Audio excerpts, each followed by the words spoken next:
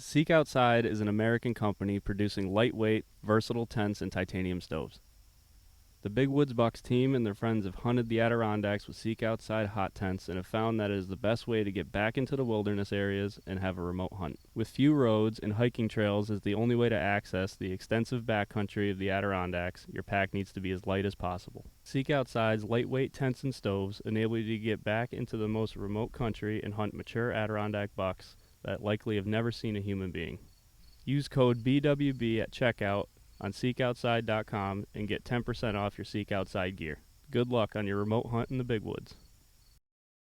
Welcome to the Adirondack Hunt Podcast, a Big Woods Bucks production. In this podcast, the Big Woods Bucks crew from New York sits down and discusses all things hunting, and even a little fishing, within the blue line. 6 million acres of old-growth forest and few roads make the Adirondacks one of the most challenging places in the country to hunt. From Iroquois and Algonquin deer drives to the early days of Adirondack guiding to tracking with a GoPro, the team discusses the history, legends, and lore of these ancient mountains. Along the way, the team interviews top Adirondack hunters. From well-known legends to little-known local legends, homing in on what it takes to be successful in these unforgiving woods.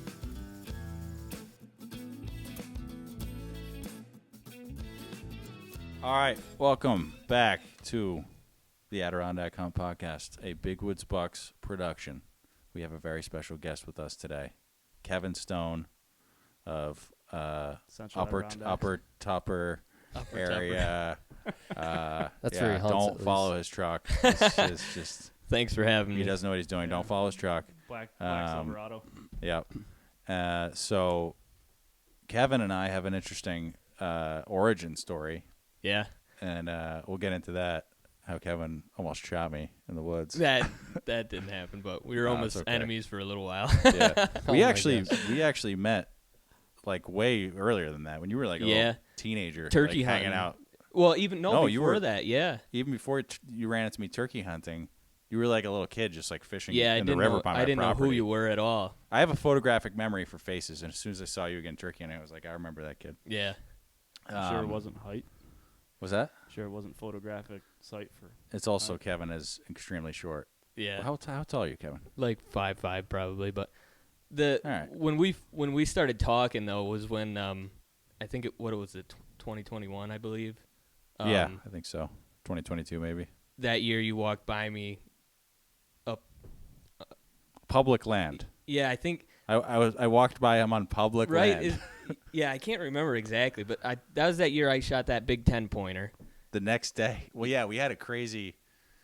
That was crazy because that was actually right after I'd gotten back from filming Rick and Lee for 2 weeks. Yeah. And I got back to the Adirondacks and I hunted this spot, which is it's an extremely good spot. I'd hunted it before. Huge public. It's humongous. And I go up there, and I found the biggest buck track probably I've ever seen to this day. Yeah. In the Adirondacks, and but I didn't follow it because it was like old snow. Long story short, Kevin and I were both in those woods for like the next 3 days, kind of like crossing each other's tracks, and then Kevin eventually killed that buck. Yeah, I killed him the last day.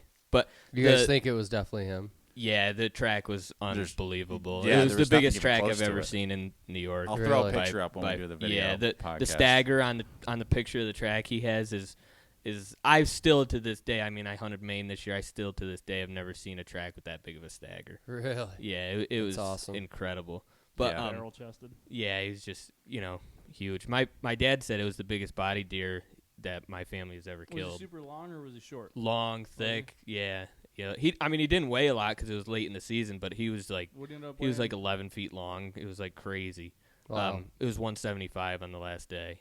So that's a big deer for the Adirondacs. For Probably people that don't pounds. know, that's over 200 pounds in the Yeah. beginning of season. Yeah, I mean normally when we kill them the last, I don't know about over your way, Wes, but over our way they're like 155, 155, 150. Yep. That's 143. that's your good buck. 152. Yep. If you kill 100, That's a big one. Yeah, absolutely. absolutely. I killed a 165-pound buck with 2 hours left in the season, and that deer was definitely around 200 in the beginning of the season. He was with the doe. Yeah. Last 2 hours of the season, I won Sporty's buck competition with him.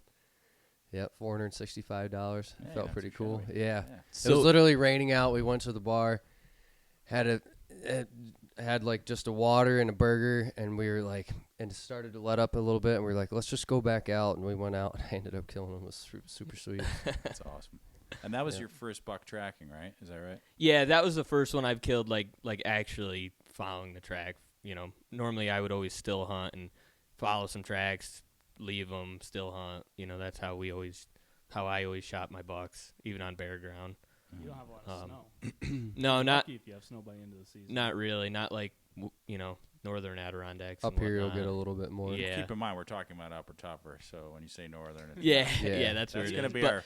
but we're going back to that 10-pointer, the 2 days before I killed that, I'll never forget this because you had walked by me on the top of a hill and it was kind of open, and I had seen your car parked down on the road, and I didn't know who you were at that point or whatever, but you walked by me with your 7600 or your 760 or whatever, and I hid behind a tree, and I let him go right by me, and I just hid. How far was I? From I you? don't know, 40 yards. Really? That's really That's close. close. And Yeah. and just after I saw you, a spike horn came right down, like right where you had just come from, Yeah. and I let him go. I put out a video on that. There was Yeah, crazy you deer all had of it. that I spike passed horn on on 2 or 3 spikes. You yeah, you yeah. videoed that spike It horn, was, but it was Deer City in there that day. It was crazy. Yeah. You couldn't sneeze without seeing a deer. yeah. And then after the season, I ended up messaging you or whatever happened. I don't really remember He exactly. deleted the YouTube comment when my urging, but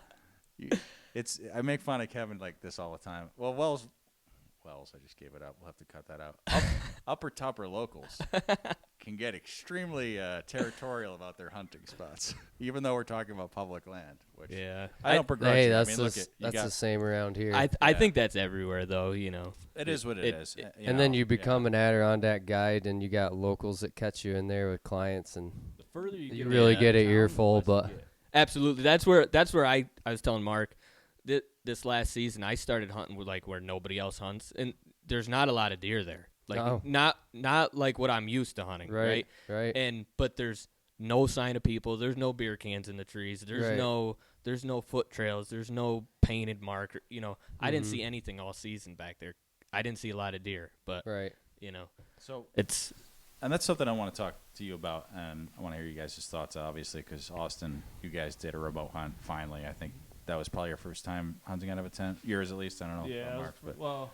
yeah, it was the first time I've hunted out of a tent. And I struggle with this every year. Every year I say that I'm gonna hunt out of a tent and get back past the crowds, and I never do. And it's a combination of laziness and also that like I have spots I can just stay at my camp and then drive to.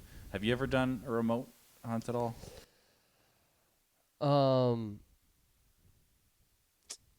No, not for. I've done it for like trout fishing and like going in and bass fishing in the summertime. I've never done remote, and I think it's I've talked about it, but I'm also still in the process. You guys might think this is funny, but I'm still in the process of finding that perfect spot. The spots where I hunt right now, I say more of my go-to spots. I don't need to stay the night there. You know Yeah, what I they're mean? And not. I don't want my truck or vehicle sitting there overnight, people driving in and out and seeing it and stuff like that.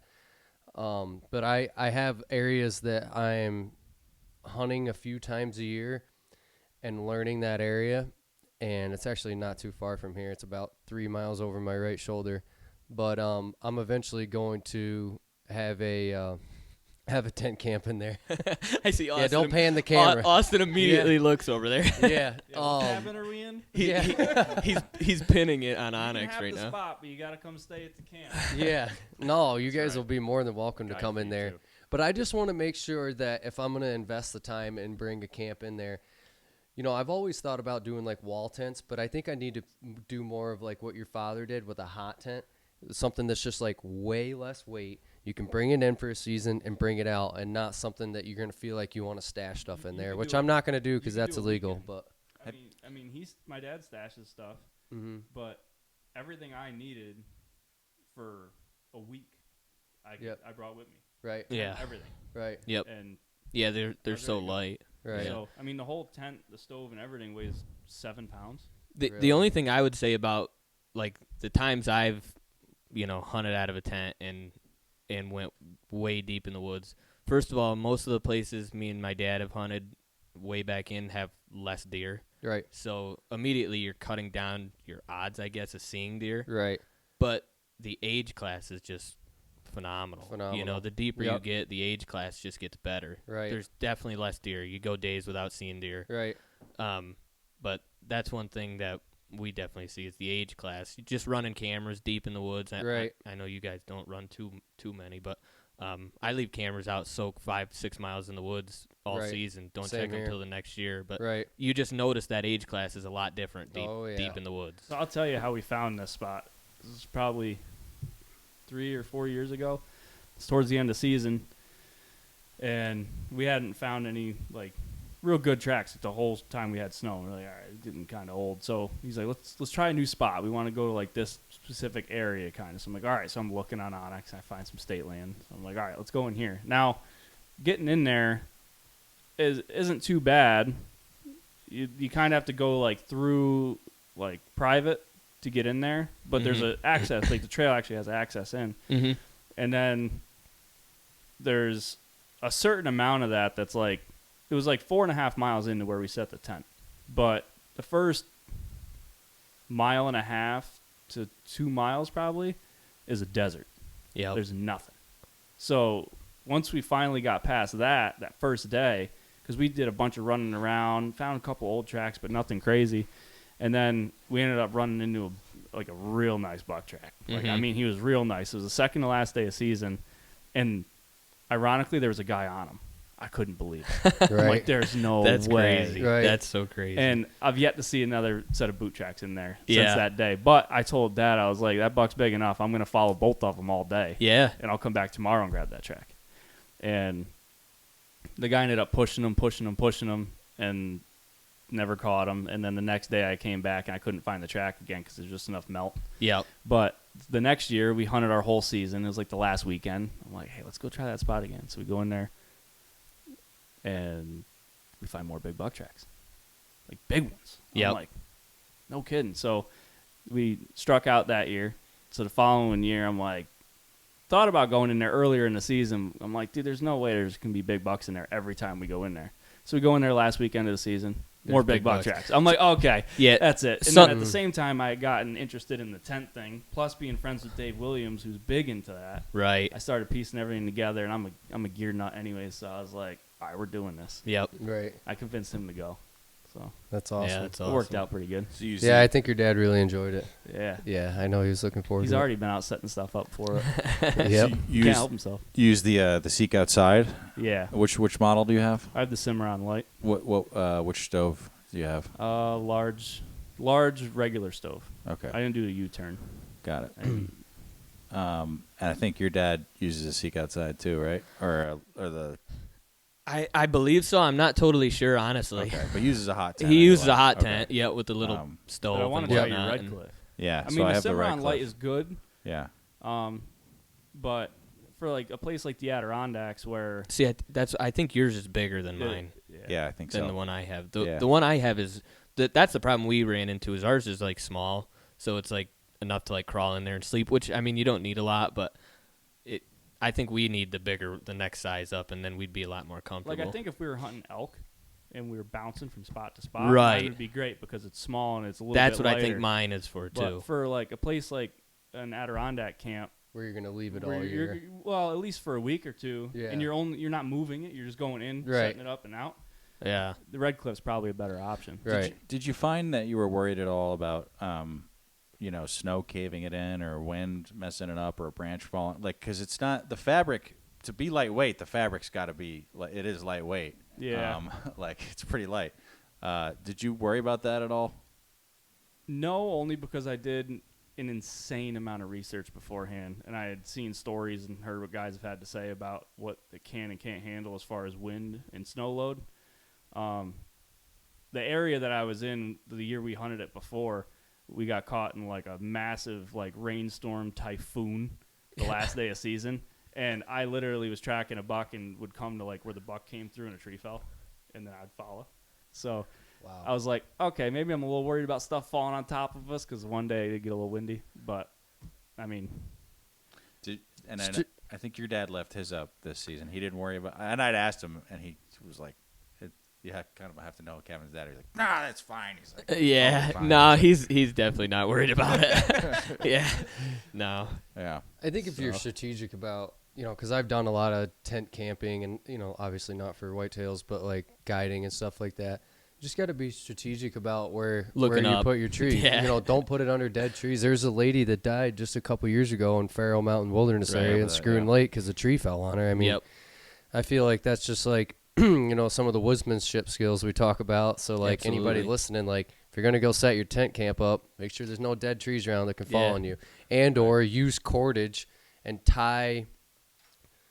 make like a little frame above your camp with some cordage. So if a tree does fall on it or snow's coming down, you can, stack branches above it so it doesn't cave it in. There's plenty of ways around your stuff getting destroyed. But I'll tell you what, it's nice getting soaked. Come back to camp and within minutes everything's dry. Yeah, with that little hot bone dry. That little stove. That stove, because I just used it when we were shed hunting. Oh yeah, in did you Maine. use it? Yeah, and boy, like so we had the wall tent set up too, which was like a 12 by 16 maybe. I'm not sure. It was quite a big wall tent, and then I had my seek outside, and it takes a good hour to get the wall tent heated up with a much bigger stove. I was able to just go into the seek outside and just load that full of wood, and within literally a minute, it's like 90 degrees in there. All my stuff's dry. That's amazing. Like, it's awesome. Yeah. I really think. And you're putting all the dampeners back in and unzipping the door And because I you're had like, the damper totally you gotta let the closed. moisture I had the out, damper too. Totally closed, because it was like it heats up so quick, and then I really think those seek outside tents are just. No, the way I to will go say, because- like, it's not gonna be warm all night. No. They're not designed No, to be you warm gotta all bring night. your winter Yeah, bag. they don't Right. hold the fire. The one I have, at least, it doesn't hold the fire like. Yeah, the titanium doesn't hold it like cast iron. No. So but it's gonna cook your food. It's gonna get the chill. Yeah, out and then of you get in your It's gonna sleeping dry bag and all go your to stuff. bed. So But yeah, so Right. just as a disclaimer, like anyone that's gonna use one, have a sleeping bag that's rated for whatever the coldest temp is gonna be. Absolutely. Yeah. That was Brian. that's what I did. Was Austin knows the story. My first time using that tent was doing a Maine moose shed hunt. I didn't know this last story until like a April. month ago, and I laughed all weekend about it when you told me. Yeah, this was like kind of an impromptu trip, and I was just kind of throwing stuff together, and I'm just, I got the new hot tent. I got to use the new hot tent. And I was like, hot. It's a tent, and it's hot. So, right? Like, hot tent, it's going to be hot in it. So I'll just bring my summer sleeping bag. I woke up. I don't even know that I ever really fell asleep. At 2 a.m., I'm like, if I don't get out of this tent right now and go put on every layer I have in the truck and get back into my sleeping bag, I'm gonna freeze. And I was totally miserable. This year, I actually planned properly. And I learned a lesson, and I brought my winter bag, totally comfortable. Yeah, all night. And it was even colder this trip than last time. So Is that just because you guys don't want to get up and stoke the fire, It burns out real It quick burns because quick. it's it's so small? It's Right. a small stove, Right. and you can't put a lot of big stuff in there. Plus, the metal doesn't hold the heat as long. No. Right, because it's thin and it's light, which Yeah. makes it What 100%. what we do is like we have like a starter kit ready to go for the morning. So like you Yep. can just roll over kind of in your sleeping bag. You throw that in, touch it off. You lay in your sleeping bag. Till it you warms warm up, then you get Then you dressed. get out. Yep. Yeah. So Yep. that's what we do. But Yeah. But like it's hard too because there's drastic differences between me and my father. right. Like I'm laying on top of my sleeping bag in like my merinos just hanging out. Yeah. When we were talking when the stove's going, and he's got like all his wool on in his sleeping bag, and the fire's still going. I'm like, dude, I couldn't even sleep in my bag with my merinos on with no fire, like it's my 0 degree bag. Yeah. So I'm Wow. like. I got like it cracked open, but then my shoulder is freezing, but the rest of me's sweating, and I'm like, oh my god. Yeah, that's just the joys of camping outside. That's just the way Yeah. it is. Yeah. So, but I want to ask you again too, though, because we talk about this all the time. Because the area that Kevin and I are from, you'll eventually figure it out. But like I say, if you look for my name for my property in the Adirondacks, for some reason it comes up as the name Mark Sheeran. Mine too. I'm sure if we do enough of these, you'll figure out where we hunt, and it's pretty well known for. In the last episode we discussed drives. Our area is pretty well known for those 20-man drives. I was talking absolutely. About. So it's Out by you and a I'm- lot, big it's guys. huge. and I'm Yeah. convinced, but I want to hear your philosophy because I think you have a really good input on this because you hunt close to the road and deep. Mm-hmm. For me, mostly close to the road, but I'm of the belief that there's bucks everywhere. I've just always kind of felt that way. Like there's enough to go around. As we discussed in the last episode too, you see evidence of the fact that the Adirondacks once had way more pressure than it does. So I don't let it bother me too much. But it is a little bit weird though. It's a little bit of a mind game when you're out there, you're still hunting around, and you hear gunshot, gunshot, gunshot, gunshot, gunshot. Trucks everywhere. You can see people. Sometimes And then you find out they killed drives, 6 of and then them they that come out and you go weekend by their game or whatever. pole. You Yeah, know what I Right. mean? Go by their game pole and there's $6 hanging, and you're like, I saw nothing. It It's a gets bit of into a your mind minds game. like Yeah. crazy, yeah. So But do you feel like how do you determine on a given day whether I'm just going to go for my truck from the road or I'm going to go deep, you know? well, I definitely try to follow sign anywhere I go. I don't know if I just decide any day, like, you know, the deer are deep or, you know, anything like that. I think you could kill a big buck no matter where you are. I just try to follow feed and sign and go from place to place. But one thing I would say with the mind game thing, because that gets in my head big time, as you know, and I know it does to you too at times. I've learned that over the last few years, though, running more and more trail cameras, how many bucks there actually are in the woods. Oh my gosh. Would blow your mind. Like Yeah. Unless you run a lot of trail cameras, nobody actually realizes how many bucks there are. Yep. Like I have like a mountain range with like 35 bucks on it, and you'd think you can go see like a buck every day. You know what I mean? But You'd think they'd be behind a tree or, you know, behind every tree, but you know, they're not shooting all those bucks. no, so, you know they're not. no. And until you run, like you said, you and I are big trail camera guys. I went from like 9 to 20, 22 cameras a few years ago, and it's, you know, 4, 5, or 6. And it's funny because it's like there's 35 bucks there. You know what I Right. mean? But you'll go in there and you won't see anything. You won't see one. But the reason why I think I run trail cameras is for the confidence booster, you know, the morale. Like, Yeah. they are out there. And a lot of the places that I guide and I hunt are literally piss-pounded public Adirondack land. Yeah. And you have to drive by people's trucks, ignore it, ignore the gunshots, and just hunt as if nobody's there. You know what I mean? Right. Because once you start getting in your head, that's the worst thing you can do. Because if you're in your head and you're up on the mountain, you're thinking about all of a sudden a buck jumps up and you're not in your head, in your game, and you're in your head, it's like you're screwed. I definitely try to stay out of people's drives. Like if I know this family hunts this mountain range, I don't go there. Right. You know, out of I respect. could see the biggest buck in the world run across the road. I just, you know, and like I said, this past season, I've kind of branched off and gone where there's not many deer and there's nobody. Like I didn't even hear many gunshots this year in that area. Yeah. But there's some really big deer in there. Right. But like I said, not many of them. So. See, and that's why I'm not a huge fan of cameras. Really? Like that area that you and my dad went in and set up cameras. Yeah. There was like that one nice 8. It was like perfectly symmetrical, nice everything. Well, when we went in there, I hunted that early season, and I'm kind of creeping around that swamp. Yep. And I found myself like subconsciously like looking for that buck. Right. And I'm like, you know what? I don't like this. Yeah. Like, I don't want to be looking for a specific buck. Right. That I he's had that probably 10 miles that way. Right. I had You know, that 'cause I happen know to how me the 3 Adirondack times Right. this year. That kind of same scenario where I was following a buck that I thought was a decent buck, and he brought me by a camera, and I pulled the chip out, and he wasn't one I wanted to shoot, and I left. That happened to me 3 times this year. Really? Yeah. One of your cameras? One of my cameras. Really? Yep. In that new spot. 3 different times that happened to me this year. Really? Yep.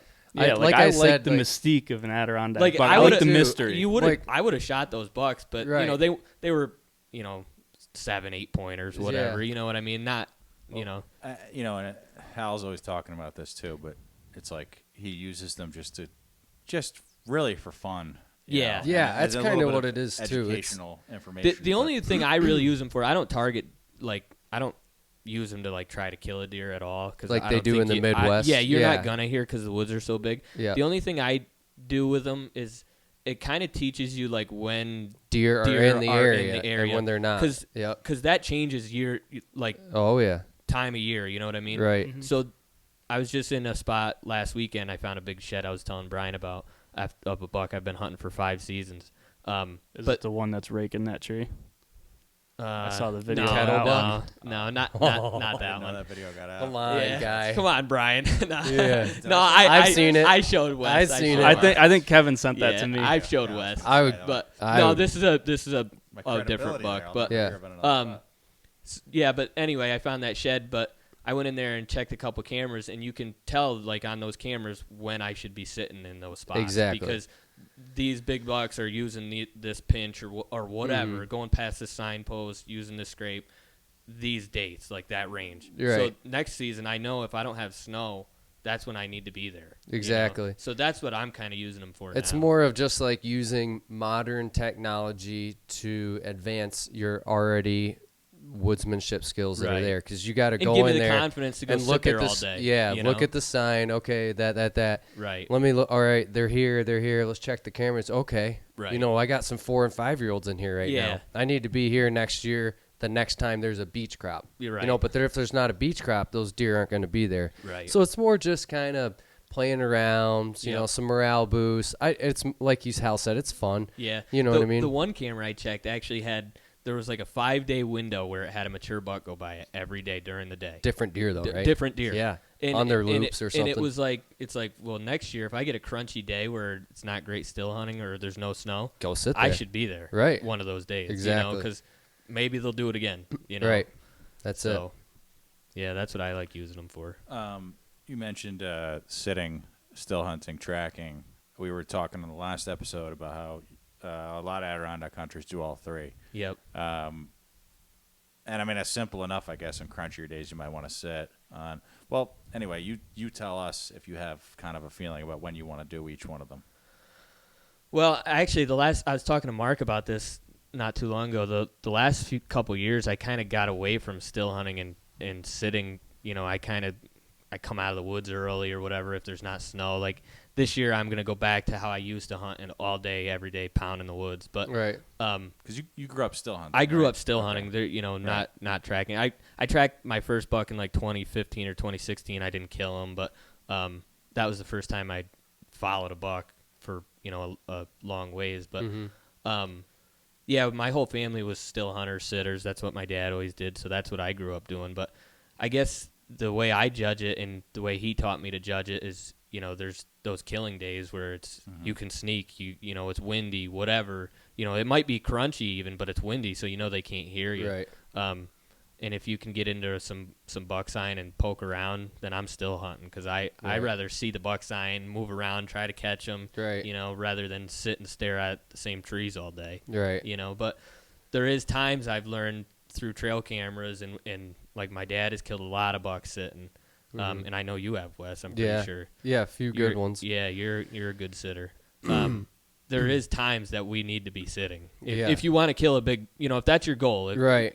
Some guy's goal is like Hal. He wants to just track them from what I Right. understand. Wait for the snow. Which and then track. there's nothing wrong with that, But I just want to kill a big buck. I don't really Right. I think it goes care which way it happens. exactly just like you said. You don't care which way it happens. I think it goes back to also like discipline as a deer hunter. Like, are you? And I'm not saying you are or aren't good, but if you're a true hunter and you want to hunt all the time, you're gonna teach and force yourself to do things that are uncomfortable, like sit. I hate sitting. I hate sitting. I have the worst case awful. I think it's the of hardest thing out there. ADHD It that is. any doctor has seen. Yeah. They used to tell my mom when I was a kid, this is the worst case of ADHD I've ever seen in a kid. All I thought about during school is sports, hunting, and what girl I was going to try to see on the weekend. You know what I mean? I don't remember a thing from school. So really forcing yourself to have the discipline to go out on the days that are maybe not so killing days, but Right. you need to sit because Right. your woodsmanship skills and your trail camera data is telling you It's that, told you, it's and previous forcing you to scouting. do things. Yeah. Right. Preseason scouting,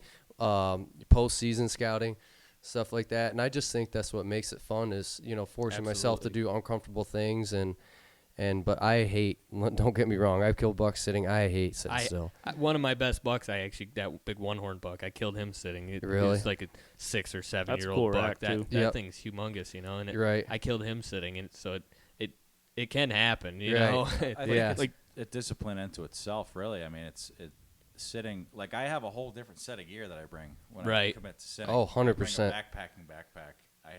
like literally bring like 6 layers, Yep. blankets. Like I get Right. comfortable. It's like a whole separate set of gear when I go. Absolutely. Dude, like 2 years ago, right before it's we went to Mind Maine, game. Yeah, Mind yeah. game. I spent like the weekend before we went to Maine in the stand with the bow, and I was like, I spent 4 days dark to dark with the bow, sitting in that stand. And like one day was a monsoon all day. The next day was like gosh. hurricane I can't winds. do that. All day Dude. sits, those bow hunters. No, Dude, way. I I tell can't. you what. See, I can hunt when I'm seeing like where I bow hunt Yep. down in the bow zone. I can sit there because you're seeing deer every half hour. Right. Yeah, You know what I your mean? bow- Like Ohio. Were your bow Yeah. hunting? Yeah. Come on. It's way different. Yeah, oh, You know, yeah. the Midwest guys, when they sit all day, they're seeing 25 deer, 30 deer. So you get the adrenaline pump and whatnot, you know. So And most of the time, those guys know that the deer's there too. So it's like Yeah. you know, you got thousands of acres of farmland around you, and it's all Right. cut, and you're sitting in a 40-acre patch, and you know 189-inch deer's in there. It makes It a lot different. easier to sit there. You know, yeah.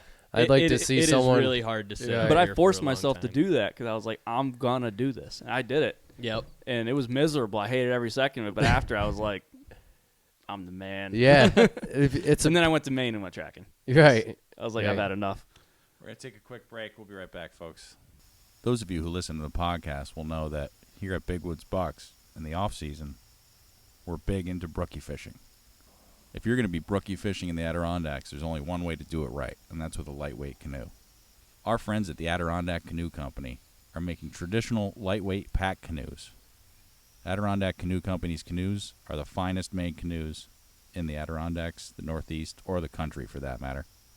When I go brookie fishing, I bring the Adirondack Canoe Company's Haystack canoe. The Haystack is based on the John Henry Rushton designed Wee Lassie, which has proved to be a worthy haul over the last 150 years. Worked into the Adirondack culture of brookie fishing, this canoe is a fantastic fishing platform and light enough to carry wherever you go. So if you're in the market for a lightweight canoe, go to the Adirondack Canoe Company and check out their stuff. We'll see you out on the brookie ponds. Hi everyone, team member Mark Sheeran here. Some of you might not know that my day job is coaching people on how to move past addictions. I've been doing this for more than 34 years now, and I absolutely love providing the most effective method for moving past addiction in the world. It's called the Solution to Addiction Workshop and the Solution to Addiction Coaching. Both of these life-changing programs are presented by me and my team here at the Freedom Model. If you're someone who wants to be free from an addiction, but you don't want to go to daily support meetings, rehabs, or be on replacement medications for the rest of your life, give us a call at 888-424-2626. Or you can go to www.thefreedommodel.org. Your first 30-minute consultation is free. Here's that number again, 888-424-2626. I look forward to helping you. Take care. Hey, Hal here. Just wanted to tell you we're excited about our partnership with Minus 33.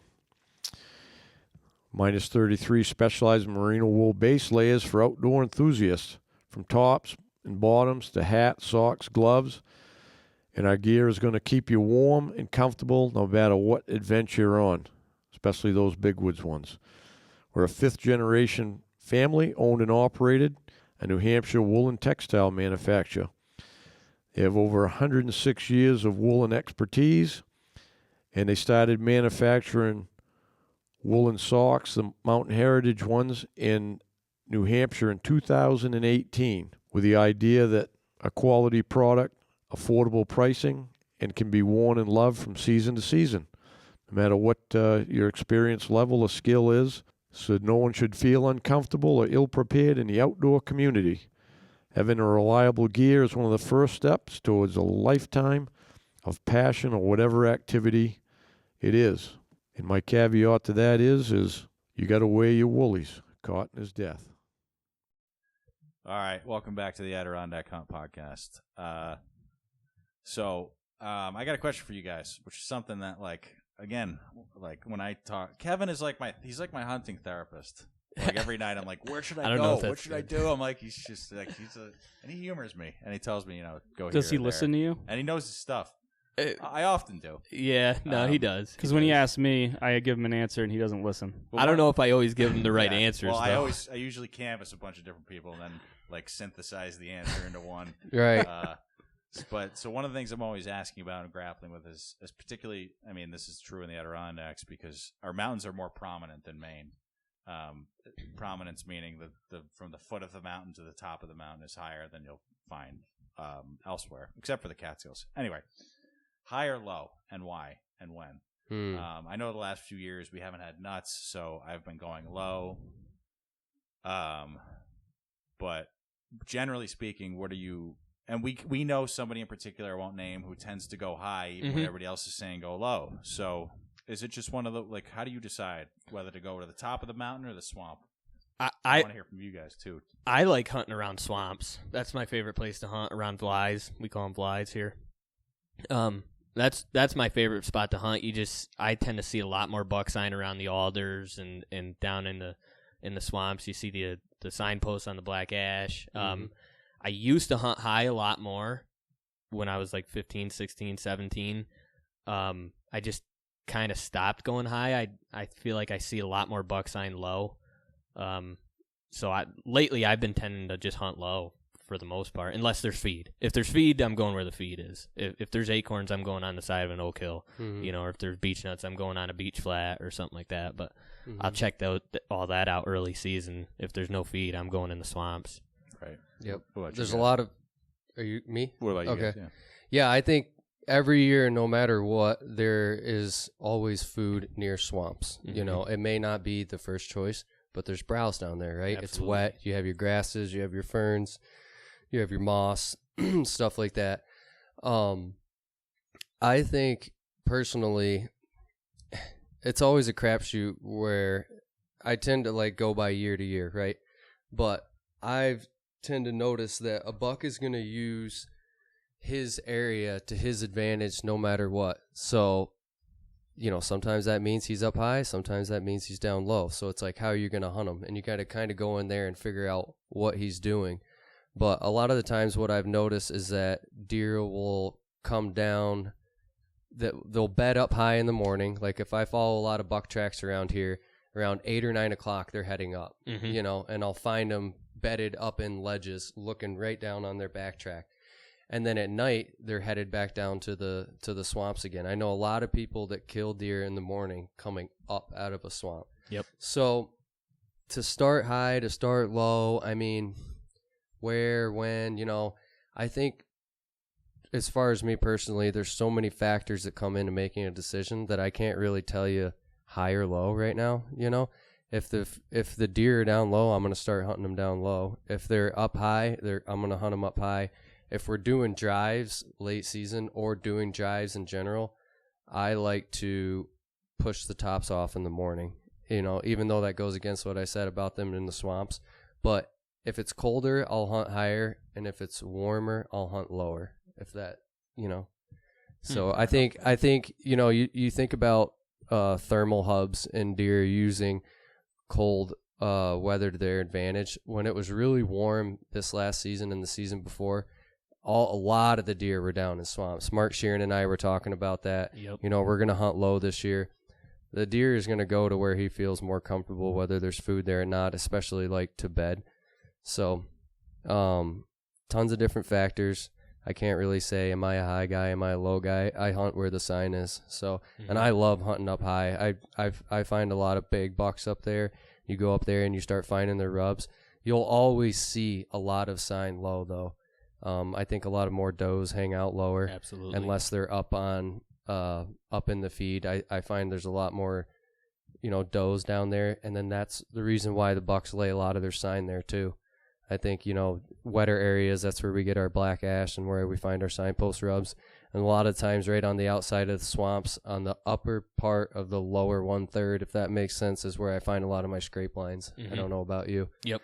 So definitely a good place to hunt down low, you know, but, you know, I find a lot of big mature bucks bed up high. And a lot of that middle ground can either be like halfway up mountains, can be a lot of runways, just travel corridors, and it can be a lot of desert country too. Yep. You know what I mean? Where there's just nothingness. So it's good to hunt low and it's good to hunt high. I think it's all dependent on the situation, time of year, and the food source. Fair enough, Austin. You got any philosophy on that? Wes pretty much nailed it because, like you said, there's so much that goes into it. time of year, temperature, the weather.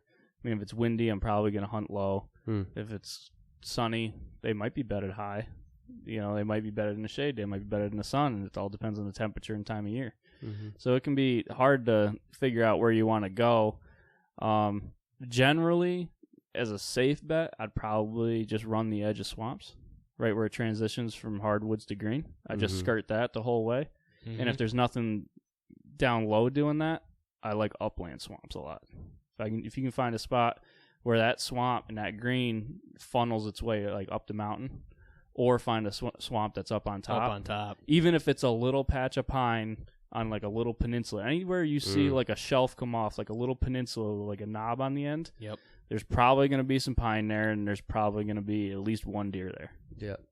Some buck. I love going up, and when I look up on the mountain and it's hardwood, but right on top it's all dark timber, I'm like, oh baby, you're just like, there's a buck up there. See, I used to chase that a lot, but now I just kind of seem to sink down low into the swamps more. But I think you can kill big ones both places for sure, like you were just saying. This is a funny thing, and I know I've mentioned, I probably mentioned this to everybody in the room, but when I started hunting, I read Larry Benoit's How to Bag the Biggest Buck of Your Life. And I never hunted any other way. That was it. I just always knew I wanted to hunt the Adirondacks and I wanted to track. But one of the things that I think it's literally the first page of that book. He says there's swamp bucks and there's ridge runners, and to get to ridge runners you got to go up to 3,000 feet and cut the track there. And so for like the first 4 years I hunted, that was just all. I never hunted swamps. I was like, I got to get to the top of a 3,000 footer, and you would get that feeling where you get toward the top and you start seeing more rubs, and you're like, oh, like you're getting buck fever, and you haven't even seen a deer yet. You're like, there's a big buck up here. Oh yeah. And but so I started after I met Kevin, who's very much more of a swamp guy, as he just said. I started hunting swamps and learning, and it's a different way to hunt. Like Austin said, like working the transition, the hardwood softwood transition, going slow in those. When you get into those, like, I don't know, maybe it's hemlock or spruce, but it's like really tall softwood, and then there's like the shorter softwood. Yes. You get into that, and then you kind of get that same feeling, like there's a buck somewhere in here. This is awesome. Right. It's like eerie down in there. Yeah, like totally. pole pines. Yeah. So I got an eerie story about stuff like that. I'll tell you. Is this the ghost story? Dude, it was We freaky. gotta talk about that. It wasn't exactly a ghost thing, but it was something freaked me out. All right. Well, let's make. I want to finish this point, and then we'll make actually the last 10 minutes of paranormal stories. Everyone's got a story. Those are good. So, but yes, look, this isn't like a totally disregard Larry Benoit's book, but I do think that's a tad bit of a disservice there. Yeah. In that there's the same, and the guys say this all the time, but the same buck that's on the top of a 3,000 footer an hour later is going to be in a swamp. Both are good options. Yeah. I do find a lot of times I'm choosing between the two, though, because if I'm going way back into a swamp, I'm not going to just like hike a 3,000 footer on the way out just right. for fun. Like I'm either committed to one or the other. Like, Yep. You know what I mean? So lots of good info here. Yeah, I do think that, he says there's these bucks and there's that buck, swamps and ridge. I think on it, they got to be both. I know they're both. I think they are. The deer, like I said, they're going to use the terrain to their advantage no matter what to stay alive. And so if that means they know they need to be down in a swamp with grass that's 7 feet tall because there's people driving the mountains, that's what they're going to do. Mm-hmm. You know what I mean? And I think that's why I hate hunting swamps, is because you have to catch the deer at the right time. Like a lot of the swamps that I know around here, you can you can come down off the ridge, walk to it, and you cannot even see through it. So how do you hunt it?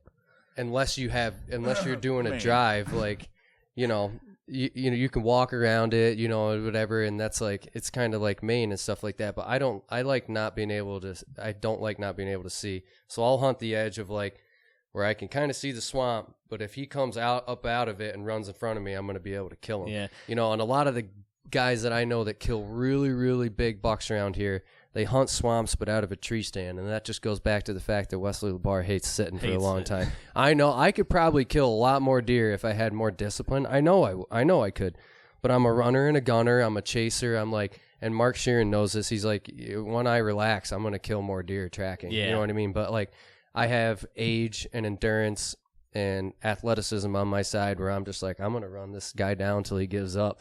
Yeah. You know, and when I stop doing that, I'm going to kill more deer. Wes, I don't think you have a problem killing deer. The one saying. thing you said, Wes, about there being more does in swamps, the last few years when I've been hunting swamps, I've noticed, like, you get to, like, November 10th to the 15th, that's when I find swamps get hot. Oh, yeah. Because they're down in there looking for the does. Right. That's, like, when I really start keying in on the last few 100%. years down in the swamps, because they're down in there checking does, and you might catch them during the day. Right. I'm a big believer of bucks going high, like you said, but Right. I do think once you get to that time frame, that's when you're going to catch the bucks down in the swamps. And, Absolutely. you know, if you're going to hunt swamps, you just got to be okay with seeing 10 feet. You're right. You know, And at tough. times. And a lot of the times when you do hunt swamps, all you see is a tail and hear their rat clacking off the alders. I love you it. know what I mean? I love I it. love it too, but I'm like, I know. if I could have just sat at the I'm end of sending this one thing. right up through there. Oh, No, yeah. no, I'm just kidding. Don't get me wrong. Yeah. All right, we got 5 minutes left. Quick ghost story. What do you got? All right, I so want to hear boy. this. I've never heard anything about this. this And is then yours is next. Think of whatever paranormal story you got. boy, this was probably 4 years ago, I think, and that's like a two-parter because there's two sides to this. But I ended up hunting a spot that I've hunted before, but I spent like, I don't know, probably 12 miles that day just running all over the place looking for a track, and I was like just swinging through this last area and then gonna head out to the road before it got dark. And I get down by this creek, and it's like all pole pines and stuff, and I'm just walking. I'm not flying, but I'm cruising along pretty good, and I'm just poking, not paying, you know, and looking for a track. And all of a sudden, I had this feeling, dude, that I can't express to you. Like, all the hair on my body stood right up, like someone was watching me. Like, I was ready to see, like, a ghost. Like, I'm like full panic. Like, that's the only way I can describe it is, like, even talking about it now, like, the hair stands up. Like, full, I just wanted to run.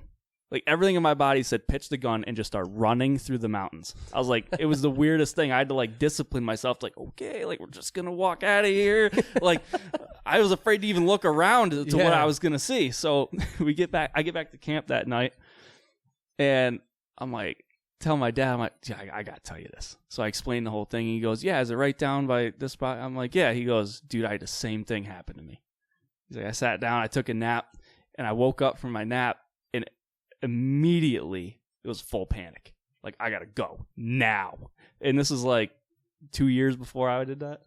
It was. I'm so into the paranormal. I got the waypoint off you. Someday I'll make it back in there. Oh, And dude, then you don't I hear refuse from to me go back ever there. again. I used to That be little big into spot, that little zone of pole pines, I refuse to go back there. That same season that it happened to me, like a week later, that was where he tracked his buck for 4 days through there every single day. In the dark with flashlights and stuff. I'm like, I ain't going back there. Right. That buck's gone. I was like, Yeah, no so the way. Truth is out there in the big woods, folks. Kevin, you got any? Upper I really don't aliens? know. I mean, you know, walking in the dark when I was little, I'd get freaked out here or there, but Well, I tried I telling don't myself have that. anything like that, you know, Wes? nothing like that. I've definitely been walking through the woods and had the hair on the back of my neck stand up before. And I don't know, I just believe it's probably our ancestors that used to, you know, travel around here and stuff, and when they make a presence, you can feel it. I mean, there's no doubt about it. I'm not someone, you know, I believe in God, I'm a Christian, I go to church, but I do believe in spirits, and there's good and bad spirits, and sometimes they make their presence around you. This one was And big bad. Yeah. This one was big I'm bad. sure there's guys out there that are still in their hunting spots, and when you get up into your hunting spots, they're going to let you know they're there, and they're going to let you know they don't like it. Yeah, I was about to say that when I get that feeling, I just assume it's Kevin looking at me through his rifle scope. There's that or one of his family members. there's that kid from Brooklyn. Exactly, that's There's right. that New York City guy. Yeah. New York City. I'll get rid of him. Exactly. And if you're from the Adirondacks, you know what that's like. Yeah. Yeah. We're all up here cursing everybody that's not from around That's from here. the We city. call them city people. It's idiots. City-its. Yep. Idiots, I believe, is the term. Yeah. I've lived upstate for 2 years now, so I think I can call There it. you Yeah. Yeah, I mean, he even splits his own firewood and stuff now. Yeah. All right, Good you're time. on the way. Yeah. You're definitely there. Even got him running his own chainsaw. That's How- it. How- Good. We'll pause here. How was your dad's hand? Can we talk about that on here? Yeah, we can talk about that on here. Yeah, my dad's hand's doing really good. He had look, my dad's a very smart guy, very hardworking, and it's just honestly the odds of probability, and it was an operator error, but he was running a wood processor and stuck his hand in the wrong spot and took it basically clean off, other than by a piece of skin. Yeah, that was a little bit of a freaky deal. I met your dad today, and I had heard that it happened. Yeah. And no, well, I shook his other hand, but he shook me with his left hand.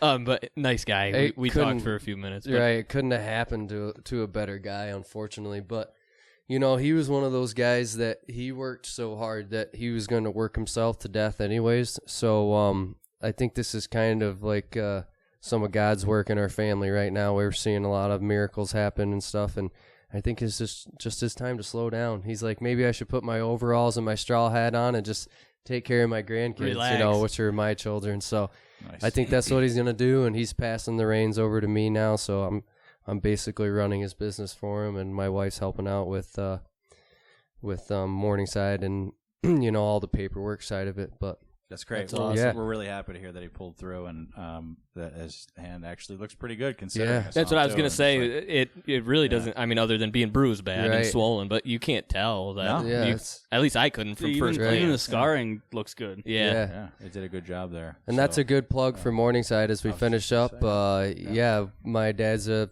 third generation owner of Morningside Camps and Cottages. We're up here in central eastern Adirondacks. If you guys are looking for a nice place to stay and you want to come up, maybe we close about mid hunting season, but if you're looking to come up for bear or early season, you want a place to stay, check out morningsidecamps.com. Yeah, or if you just, by the way, if you just want to get away for the summer for a week Yeah. with the fam, bring the boat out. I mean, this Absolutely. I'm like blown away. This place Yeah, is It's gorgeous. super nice. It's gorgeous. Yeah. And how many cabins you got here? Well, when my dad took it over, there was 16 camps, and he added 3. Yeah, So, and each of them is just like super nice. Just Yeah. I mean, I have a camp and I want to stay here, so Yeah. it's nice. You can Beautiful anytime. view. Yeah. And then also we're just going to give a little plug for Mark's program, the Freedom Model. If you look up the Freedom Model and you Google that, you can read about all the really good work that Mark is doing for folks struggling with substance abuse issues. And we support him in that fully, of course. Other than that, I think that concludes this episode. Any parting words for the viewers? We're still trying to come up with a catchphrase, a send-off. Yeah, someone's got to text in with one, I guess, or something. Yeah, if you guys Yeah, out there I have a mean, good idea yeah. for a good catchphrase, let us know, Yeah. because we're going to be thinking of one, but we love to hear from our viewers. So Yeah, and until then, bag them and stack them. And bag them and sack them. Stay golden. Lay the lead till they're dead. yeah, There you go. That's not bad. We're going to get there. yeah, but, we'll get there. yeah. Yeah, that's the catchphrase. We'll get there together. The Adirondack podcast. If there's anything that if there's anything that you guys want us to touch on as far as hunting in the Adirondacks, or guests you'd like to see us bring on here, feel free to reach out with questions. We're going to try to be very user-friendly here and get you guys involved. So Yeah. All right, until then. next time. Until next time, folks. Thanks for tuning in to the Adirondack Hunt Podcast. You can find more episodes at bigwoodsbucks.com. Check out bigwoodsbucks.com for the latest gear, including our famous American-made wool hunting jackets, wool hunting fanny packs, and wool hunting pants, along with books, tracking guides, and logo wear. See you next time.